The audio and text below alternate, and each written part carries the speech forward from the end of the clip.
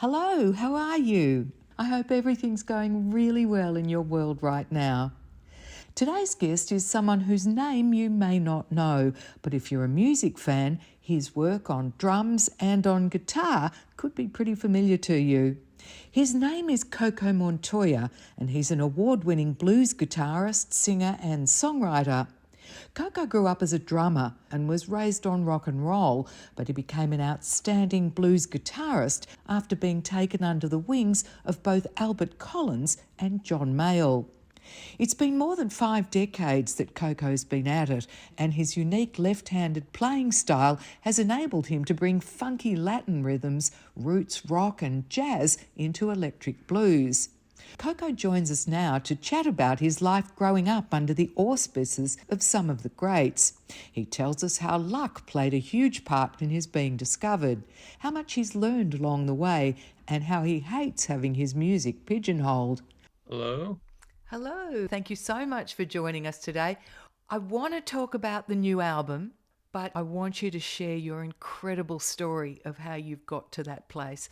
Totally embarrassing. Hey, I'd like to hear some embarrassing stuff too. Have you got some to share? Too much, in fact. Well, let's wind it right back because you actually grew up as a drummer. Yeah, I started out as a drummer. I think I got my first drum set when I was like 10 or 11. And that was the thing that turned me on the most was all these great drummers from the 40s and 50s, and especially the old rock and roll guys that I loved so much. Did you always want to be a musician? I think it was there. The attraction to it was there very early on. It's something I never could leave alone. Everything else was easy, sports and all that. I wasn't very much of a sports kid. It was easy for me to just turn my back on that. When it come to music, it was always intense and emotional, which I think is the attraction. I believe that you were always surrounded by an enormous record collection at home. My parents are very into music, and my mother loved to sing. My dad used to play weekend warrior with drums and saxophone. So I had a wide variety, everything from Trios Los Panchos, it was Edie Gourmet, those kind of things, listen to that. Miguel Aceves Mejia, which was a great singer from Mexico. He was amazing. He was my first shot of real soulful music. It was him, even though I couldn't understand, the language. Who were your greatest influences? So many. It's amazing how you listen to stuff and then you go back. Johnny Otis, to me, was an incredible influence on me because he had a TV show. He had a very eclectic roster of people that he would have on his show. It could be some completely country, up in the hills kind of guy, and then there'd be a jazz guy, and then there'd be these great straight-ahead blues people on. So as an influence, it's quite easy to see how he was constantly doling out a lot of the information musically. When did the switch come for you from drums to guitar? I think it's kind of one of those things where in my career as a musician, nothing was ever thought out. When I left Albert Collins in the 70s, there was really nowhere else to go. Top 40 cover bands to me had passed me by. It was at that time we were listening to disco and people like Tower of Power, stuff like that, Cold Blood. And at that point, they were already playing way too sophisticated for me. I was never going to be somebody like David Garibaldi of Tower of Power, who I idolized, incredible player. You actually taught yourself how to play guitar in your early teens, didn't you? Oh, yeah. Yeah, everything was self-taught. I didn't take any lessons, probably because insecurities wouldn't allow me to do that. I found a way to do it in my own time and my own way, and to not be discouraged in any way. I'd be in the garage trying to learn how to play these instruments, and I would persevere no matter what. But then again, the shortcomings show up. The fact that you didn't take lessons, you don't know the technical terms of different things here and there. And so there was a negative to that side, but also a positive to play what you truly feel as opposed to what you're thinking. It just means more. So what was playing for you during those early years a way to self-express? Absolutely. Way to self-express. I think it was an amazing thing to hear Eric Clapton say the same thing and to realize that it was very true. Interviews, he was hard to get to interview. He was hard to open up to people. But if you listen to what he played musically and songs he wrote and the way he sang, beautiful singer, you hear all the emotional things that anybody that was really open and giving would have. Just Eric wasn't able to do it one-on-one. He was able to do it through his music, which was a way I followed. Let the music express what you're feeling. Yeah. In 1969, you attended a concert to see Iron Butterfly and Creedence Clearwater. Can you tell us what happened at that concert? Well, that's where I was musically. Iron Butterfly, seen them many times up in the Sunset Strip. So I was up there all the time. Creedence was on the bill, and they were great. But there's something that had to be said for the guy in between the two bands, which was Albert King. And I'd never heard of Albert King. He completely just changed everything, just his performance and where he was coming from emotionally. Right there was a "go this way, son" kind of thing. This is where you need to go. Did it really come off the back of the song Watermelon Man? Oh yeah, that's the opener he had. He did Watermelon Man and right into Blues Power, which just tore my head off. It was an amazing moment of clarity of where I wanted to go and what I wanted. Well, this is what I want to play. Because I realized then that this is the original music that supplied us with all these other musics from America. The British invasion had already swept through America. You had people like John Mayall and Clapton, as you mentioned, redefining and redeveloping all the American bluesman sounds from people like Muddy Waters and Howlin' Wolf, Sonny Boy Williams. When you heard Eric Clapton playing Freddie King's Hideaway, that had a huge impact on you too, didn't it? I think it had a huge impact on every guitar player or kid or musician that wanted to be a musician in America, because the fantastic thing about it is that here was music that originated here, and the British had taken a hold of it and shot it back to us with their flavor on it, and it became a hybrid. I remember a buddy of mine taking me to Wallach's Music City to listen to records in the demo booth, and he played some stuff with Eric with Fresh Cream and then with John Mayall, and I'd never heard a guitar do that. Then to go there and to have listen to Eric Clapton say, "Don't look to me, look behind me. This is where I went to get where I am." And that's what was brilliant, was just to find out that it was here all the time, but we really didn't see it. We let it go.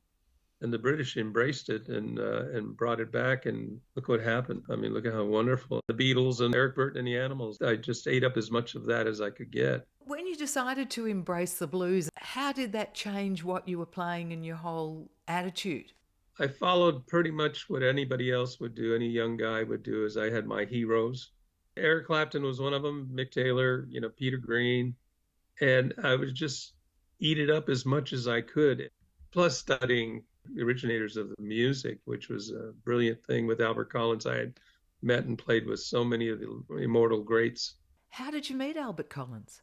It's chance meetings in my life. The two big chance meetings in my life have changed my life a thousandfold, and every time it happened.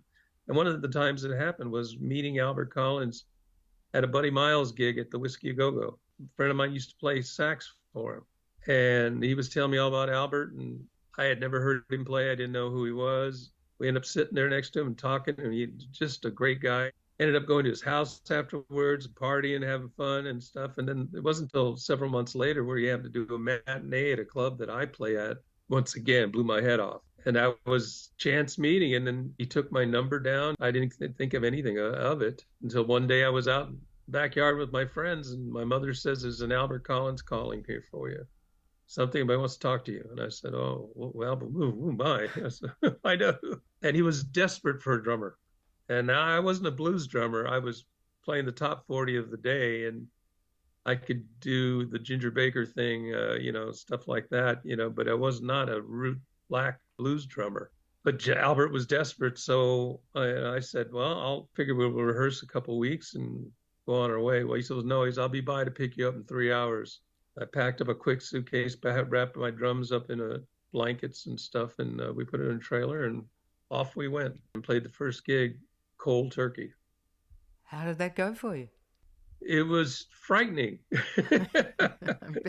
It was horribly frightening. You were sorry you said yes, and the guys were like running the show down to me while we're driving. I had a shot of Jack Daniels, and we went for it, and there was nothing like it. It's hard to explain. It was just amazing. I can't imagine that. You didn't know the songs, you hadn't rehearsed with the band. Talk about being thrown into the deep end and just having to go with it. Exactly. I mean, all Albert did was, "Hey, son, don't worry. Everything's going to be great. I'm glad you're here with me. You're going to be fine." He said, "You just watch everything I do. Watch everything I do. Don't worry about anything. Just look at me. You'll find your way through." And he was correct, because he was giving me cues what to do. So how well did I do? I don't know, but he decided to keep me because of my dedication to what he was doing. The emotion from Albert Collins is just something so hard to describe. A very wonderful guy. As long as you were sweet to him, as long as everything was cool, he was the nicest, sweetest man on this earth. Was he like any of the other blues guys that had to watch their back? Yeah, he was. He went through a lot of hell. That was the other part of my education, of learning what it's like to sit by firsthand, seeing what he went through, what would make him angry. And then you didn't want to be around him when he was angry. I told him I'd go home, you get yourself a real drummer, the guy can play your stuff. I'll go gladly go home. I just want to help you. And then when he told me, do you want to learn? I love this music. I want to learn. He said, stick with me, son. Stick with me, and I'll learn them to you. Coco remained with the Albert Collins Band for 5 years. It was during that period that he began doubling on guitar, as Albert went out of his way to teach him everything he knew. Albert Collins spent countless hours with Coco Montoya in hotel rooms between gigs, teaching the younger man to feel his way through the music. The pair became so close that Albert referred to Coco as his son. After leaving the band, the two remained close until Albert passed away from cancer in 1993. Playing for him was a moment of pride every night, of incredible pride. And seeing him do well, that was just fantastic. It was great for me. If I could have kept doing it, I would have just kept doing it. Taught me perseverance. He had a power. A lot of the old guys had a power, that's what I called it, a power. B.B. King was another one. Albert King was another one. They just wouldn't be denied. There was something inside them that they would get on stage with a broken leg and make you ask for an encore. These guys had this, it could be so tired, they could be so wiped out from traveling. I mean, they will get up on stage and breathe their last breath. So be it. That's what always fascinated me. I was always trying to find out how to tap into that amazing power that he had. I remember something B.B. King told me a long time ago. Albert said, "Oh, my son, he just needs a little more confidence." B goes, "Well, he says, son, you got the best right there with Albert. You stay there, and he's going to teach you your confidence and stuff." He said, "I'll tell you something, though." He said, "You go up on stage like you're the baddest in the world." He said, "Ain't nobody better." He said, "But do the right thing. Leave it on stage. It'll always be there when you come back. When you come down the stairs, be humble and be grateful." That's exactly what BB told me. Amazing lesson to learn. So much more important that you be humble and grateful. He said, because then whatever you did on that show, you just multiplied it 1,000-fold, because people looked at you, and it takes people less time to know you than it took, to begin to get to know you. Yeah. They could dump you off real quick, but people just love to see that you come down willing to shake a hand. Yeah. And it's true, because I've been on the other side of that, where maybe I wasn't so nice at times, because of the pressures of the business and things. I learned from these guys. It was also Albert Collins that transitioned you from being a drummer back into playing the guitar, wasn't it? Well, he was definitely an influence, a big influence, but I started playing guitar when I was like 13. I could get the chills listening to the Bee Gees. Incredible vocals, incredible music. But Coco, you started playing guitar for Albert Collins, didn't you? Well, it wasn't until after I got out of the business that I would every once in a while go to a local gig that Albert was playing or something. But I was out of the business. I was just working as a bartender, and our social life continued on past me playing with him. He was like a dad. He was like a father. He must have been very upset to lose you from the band. Yeah, but he was also quick enough to say, "You got to go do what you got to do, son. You got to take care of things." And your bills piled up. I don't want you to lose your van. I don't want you making your mama pay all those bills. He was an amazing man where I'll give you, for instance, I met a girl in Seattle, Washington, and I was in love. I moved to Seattle, Washington, and I was there for about a year and a half. Of course, everything was going wrong. Lost the girlfriend, ended up living in my van with my dog. I went to see Albert play. He was in town playing, so I went to see him, and I was just telling him how great it was up here, and I'm doing great and all that. He just stood there looking at me, staring at me, going, "Mm-hmm. Yeah, you doing all right, huh? Okay, you doing good. All right." He said, "Why are you lying to me?" I said, "Yeah, Pops, I'm sorry." I said, "It's just things are horrible, not doing good at all. I thought I had it all together and I didn't." He said, "You've had enough." He reached in his boot pocket, peeled off $400. Now, $400 in his mid-70s, that's a good piece of change. But he said, "Here, call your mom and tell you you're on your way home." So that's the kind of relationship I had with Albert. You were certainly paying your dues as any good bluesman would have to do, weren't you? I think anybody has to, in anything walk of life, you have to pay. I think the thing that I didn't have, which is the blessings of Albert Collins and John Mayall, was they taught me how to slip on a banana peel and get up from it, where I couldn't as a kid. I slip on the banana peel, I'm through, I'm done, I can't recover. I watched them recover and how they would persevere behind, some situations that were just terrible. Racial situations, money situations with crook promoters, and what a great lesson. I mean, from both of those guys, from Mayall and him. In terms of Albert Collins, if he had have been a white pop artist touring around the place, would have he got paid a whole lot more money than what he was making as a black blues player? Absolutely, he would have made a lot more money. There was times that I'd seen him with tears in his eyes, just knowing that he was getting screwed over by a couple of promoters or something. And there was one show, we had crossed America. We went all the way across America from Seattle to Detroit or something of that nature. There was a big festival there, and the promoter said, "Hey, we're kind of losing our tail on this. They can give you half the money we promised you."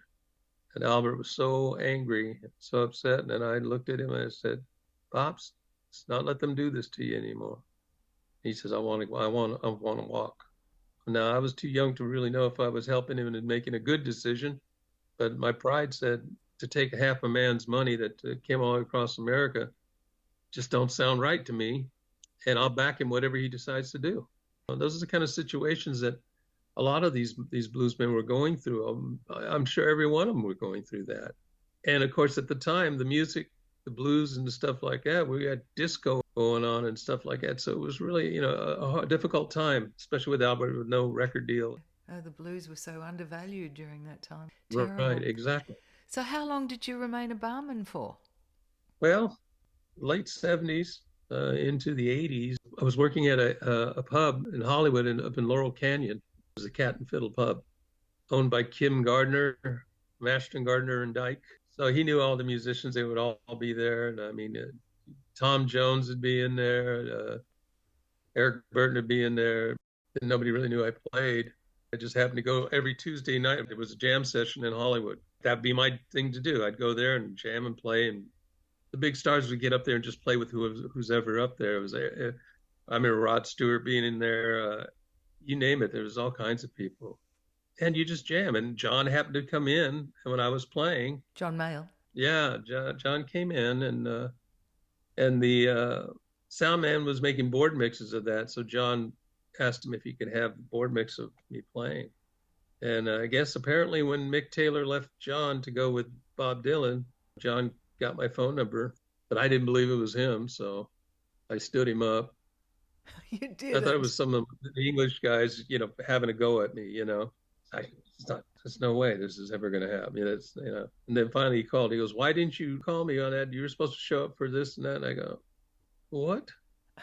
He says, "This is John Mayall." Anyway, I then convinced me. Finally, I figured out what it was, and then I ended up going out there to play and see if he liked it, and he offered me the job. So I was immediately back into the music business, but as a guitar player. The drum thing was gone, way gone. That was at a time when John Mayall was reforming the Bluesbreakers. He himself had had a 16-year hiatus at that time. Yeah, I think he had done some things, but not like he was. He had a regrouping of the Bluesbreakers with Mick Taylor, John McVie on bass, and Colin Allen, I think, on drums. They toured, they did a live album, and then Fleetwood Mac was going out again, so the bass player's busy. Mick Taylor got the offer with Bob Dylan, and so that's when John wanted to continue doing. He was ready to do Bluesbreakers again, so he got me, and we started it out. We did that pretty much for '84. We started that, and then Walter Trout came in '85. So, what was it like playing with the Bluesbreakers and the great John Mayall? It was a dream come true. You're talking about a kid that probably had 7 or 8 worn out albums of the Beano album. And everything else, all the other albums, especially Mick Taylor, the Crusade album. And For me, it was just banging your head, and seeing if you're still alive. I mean, it was weird. It was an incredible joy, and then became a very scary thing, because when you come to the realization that your heroes were in this band, especially Eric. I think he's probably the only one that would frighten me to death. He's amazing. He's just always been amazing to me. And so here I am in a position where I'm playing these songs that they're noted for, and the ones that I listened to and studied note for note. John Mayall, after a couple months, he pulled me aside. He said, look, tonight I want you to come out there and forget about Eric Clapton.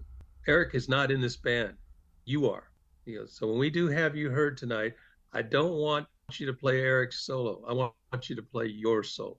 He said, don't forget the first chapter in the blues book, what interpretation. Play the song the way you play it. And he was right. And he goes, I love to listen to everybody, to anybody that will play a version of Stormy Monday, as much as that has been abused across the world. He said, but if they do it their own way, if you're going to do it exactly like T-Bone Walker, I've got all of T-Bone Walker's stuff here on the wall here. He says, I can listen to T-Bone do it. How are you going to do it? Liked or not liked, how are you going to do it? You got to put yourself out there.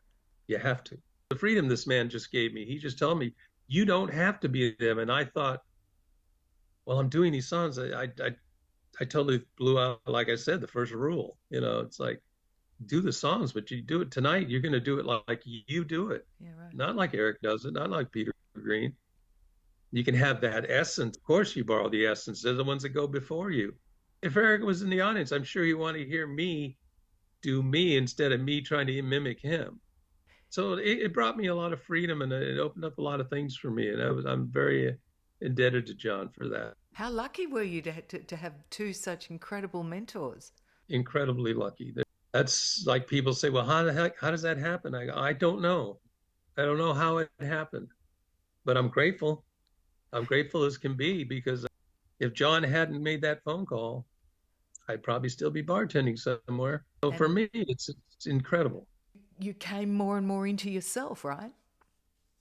It took time, yeah, because like I tell you, going back as a kid, I wasn't a very confident child. I wasn't a confident person. I tried to play baseball. I tried to play football, American football.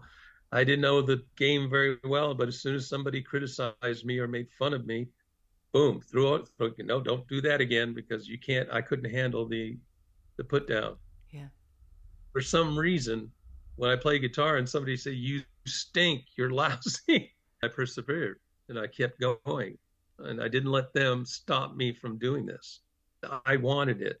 I needed it. The idea of playing, did I ever think I was really good? No. Even now at 71 years old, I mean, I look at it and I go, till my dying day, there's going to be something for me to learn. I'm glad to be of this age now where I can look at my playing and be that's me. That's fine. Coco Montoya appeared on more than a dozen albums with John Mayall and the Bluesbreakers. He spent a decade with the band All Up and also played on releases by B.B. King, Tommy Castro and Solomon Burke. His bartending days were left far behind him. Coco had been taught by Albert Collins to just play what you feel, to be real about it and to enjoy yourself. So that's what he did. The self-taught left-handed artist mastered his craft under Albert Collins' tutelage. Then John Mayall encouraged Coco to put his own stamp onto every song he performed. So he did that too. Finally, Coco decided to go solo, and it was John Mayall who encouraged him to do so. I had already kind of figured it. What is there left to do now? I was grateful to play Room to Move, and I was grateful to play Have You Heard, all that. But after 10 years, it was like, it's time to do something. Me and John, I told him I just wanted to have a talk, and we went to his room and we sat and talked, and he said, well, sounds like it's time for you to move on. I thought about it, and I said, John, you know what's weird? When I used to get angry, and a couple of times I got angry and told you I was going to leave, and that was filled with angst. I'm not scared right now. I think it's time for whatever's next. John helped me through that decision, and I didn't know what I was going to do. I knew that I had to get sober. I had a bad problem with drink and drugs. Walter Trout had gotten sober, and I was pretty jealous that he looked happy. So if I was going to go out and try and be the front man and try and do this thing, that I would have to sober up. How difficult was that for you? Not real bad, no. I made a decision not to drink anymore and not to do any drugs, and just haven't since. I went to one meeting, and that was with Stevie Ray Vaughan. And I told him, I said, Stevie, I'm still drinking. I got a hip flask in my back pocket. And he said, I don't care. So I just want you to come and just listen. I don't have to say anything. So I went there and listened, and I think that was his way to put that little bee in my bonnet. It made everything possible for me to go on and do my own career. And your own career has just blossomed from one great album to the next. It was 95 when you did Got a Mind to Travel. Right. And that one featured guest spots from Albert Collins, which was his final recorded performance, from John Mayall, Debbie Davis and Al Cooper. What a cast. Oh, yeah. Richie Hayward from Little Feat. And all my friends came and helped. They all came and helped. There's got to be something about you. You built up such a friendship circle among so many great musicians. And they all were there for you. They all wanted to help you. They all mentored you. You know, I've always wanted to be a person that treats somebody with equal respect. That's something kind of important to me when I meet folks. Just be real and just be people. We're not here to screw each other over a contract, just to be good to each other. Coco's first solo album won him the Blues Music Award for Best New Artist. After that, he became not only a popular player amongst blues fans, critics and radio programmers, but a mainstay and draw on the scene. He released several more albums, each according to his own eclectic taste. I do these albums. I really like this song. That's why I want to do it. For me, that brought frictions here and there because the music business itself, they don't want you to like 50s doo-wop. You're a blues guy. You don't do that stuff. Why couldn't I? You know, I wrote a song. My second album was called You Think I'd Know Better. It just came out country feel. The concerns of the company, you're not a country artist. I go, no, I'm not, but I wrote this song and I like it. So I had to fight hard to get that song passed by the record company. And wouldn't you know it, it ended up being the title cut of the album. Record companies always want to pigeonhole you, don't they? Oh, yeah. It's just like when I did the I Want It All Back album produced by Kev Mo and my keyboard player, Jeff Parris. The first thing Kevin, he says, you're going to catch hell for this. You know that, don't you? I go, well, why would I? He says, because we're going to push the boundaries as who Coco Montoya is. I go, well, what? I just play. And then, yeah, but these aren't, you got a blues people that over here, and you got other people that are not as big that are Coco Montoya fans because of other reasons. You know, we're going to mess with some old 50s, 60s stuff, you know, and we did. We messed with quite a few things on that album.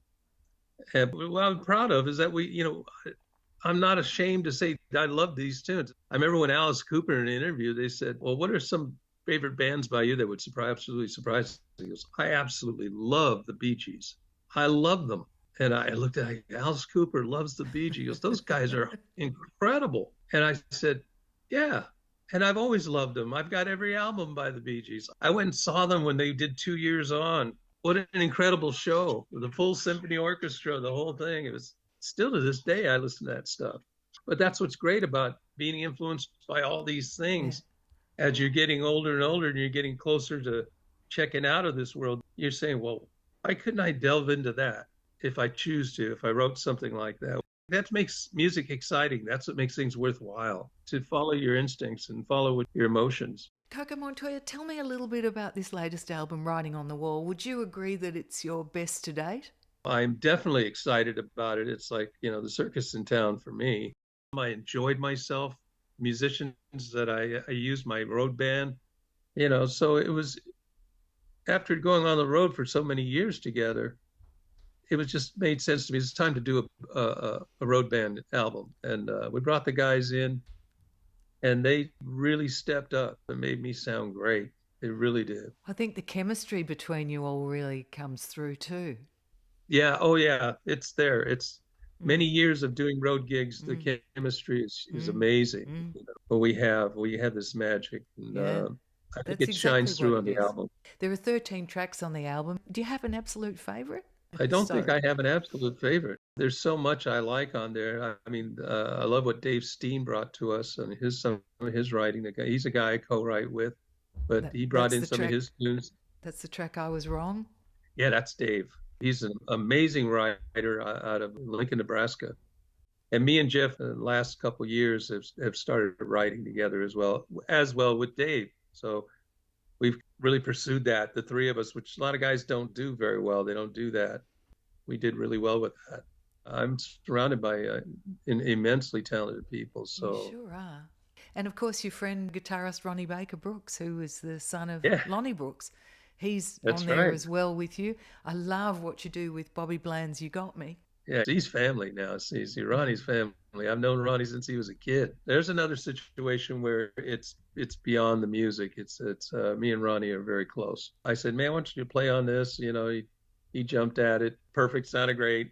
I said, now I want you to sing on this other one, you know, and play. And it was brilliant. You know, it was just so much fun. There was nothing negative. No, we just did it. He came in one day and we just knocked it out. The more you hear of Jeff Paris on all this stuff, Jeff plays everything. Jeff sings like a bird. He plays great guitar. He can play slide. He can play everything. Plays mandolin. He plays B3, plays piano. He's an immensely talented man. Writing on the Wall, it's out now. And are you touring off the back of it? Yes, we'll go out and we'll have to get in the studio here and learn everything again. You know, which is the fun part. That's what I like about my band. We have so much fun. We laugh a lot of stuff off. We work hard. Don't get me wrong. We work hard and we try to get the parts all right. But if anybody makes a mistake, it's all grins. We all grin. They'll start laughing. Don't take yourselves too seriously. You can't. I'll go in the dressing room and slam the door and I go, how could you guys let me play that way? You know, we're just having fun. You know, that's what's great about music. Enjoy it. Have fun. Blemishes are beauty marks. Remember. I absolutely love that. You don't miss the bartending at all? Now I can do without that. Yeah, I had my time then. Bartending psychologist, you know. Yeah, right. Congratulations on this latest album. Thank you, Sandy. You are definitely taking the blues to a whole new level, and that's something to be really proud of. I am very proud of that. Thank you so much, Sandy. This has been a wonderful time spent with you. Thank you. Let's do it again. Okay, you're on. Next album. Sounds good. Bye now. Bye-bye now.